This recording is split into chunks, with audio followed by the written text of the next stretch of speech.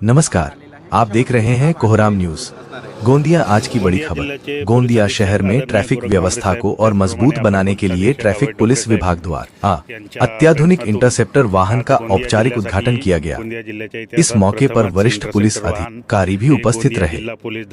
इस नए इंटरसेप्टर वाहन की मदद से अब गोंदिया की सड़कों पर ट्रैफिक नियम तोड़ने वालों पर कड़ी नजर रखी जाएगी। तेज रफ्तार, गलत पार्किंग और बिना हेलमेट या सीट बेल्ट वाहन चलाने वालों पर तुरंत कार्रवाई की जाएगी।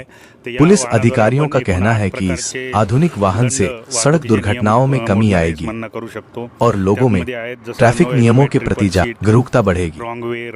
गोंदिया पुलिस की जनता से अपील है कि वे ट्रैफिक नियमों का पालन करें और सुरक्षित यात्रा करें। गोंदिया से रिपोर्ट भूषण राजे, कोहराम न्यूज गोंदिया। धन्यवाद। वाहतूक नियम मोडणाऱ्यांवर कारवाई करून अपघातांचे प्रमाण रोखण्याचा प्रयत्न आपण या इंटरसेप्टर व्हेकलद्वारे करणार आहे।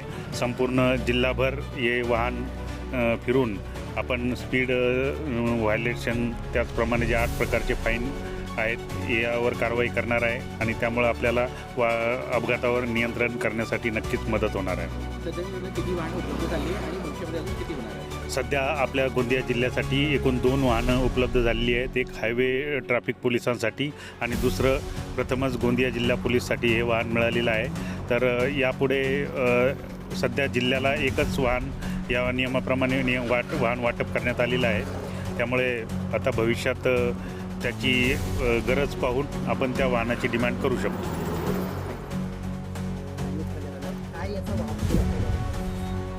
गोंदिया पोलीस दलाला मोबाईल इंटरसेप्टर व्हेकल मिळालं आहे।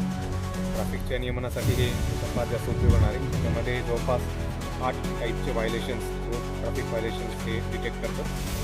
ते आपण डिटेक्ट करून त्यांना आपण ऑनलाईन जे आहे ती दंड त्यामध्ये करू शकतो।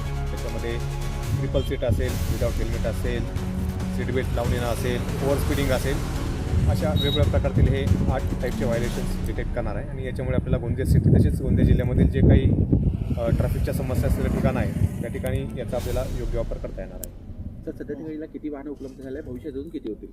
सध्या आपल्याला गोंदिया जिल्हा पोलीस दलामध्ये याचे आपल्याकडे 1 वाहन आहे आणि आपले जे महामार्ग पोलीस आहे त्यांच्याकडे सुद्धा याचे 1 वाहन